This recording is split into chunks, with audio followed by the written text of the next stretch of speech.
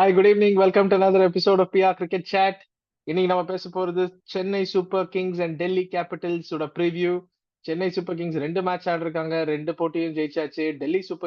Delhi Capitals 2 போட்டி ஆடி 2மே தோல்விதான்.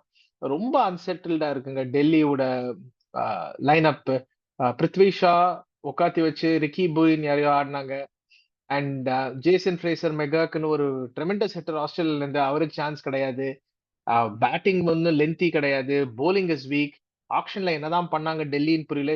ரொம்ப ஒரு லாங் சீசனா இருக்க போகுது டெல்லிக்கு. இந்த ரேட்ல I don't see them winning more than 4 games to be honest. 4 match ஜெயிச்சா கஷ்டம்.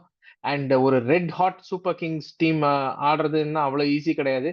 அப்கோர்ஸ் இது கிரிக்கெட், என்ன வேணாலும் நடக்கலாம். எஸ்பெஷலி T20 கிரிக்கெட், போட்டி நேரம் கம்மி.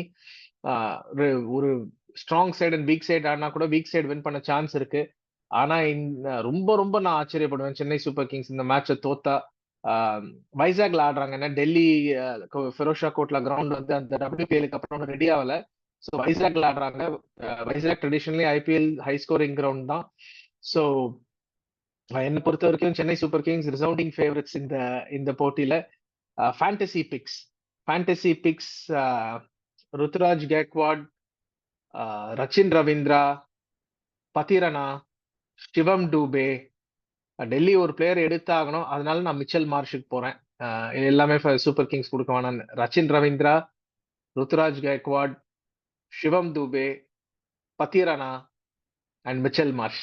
அதுதான் என்னோட 5 ஃபேண்டசி பிக்ஸ். என்ஜாய் பண்ணுங்க கேமை. அண்ட் உங்களுக்கு இந்த வீடியோ பிடிச்சிருந்தா லைக் பண்ணுங்க, ஷேர் பண்ணுங்க, சப்ஸ்கிரைப் பண்ணுங்க, பெல் ஐக்கானை பிரஸ் பண்ணுங்க நோட்டிபிகேஷனுக்கு.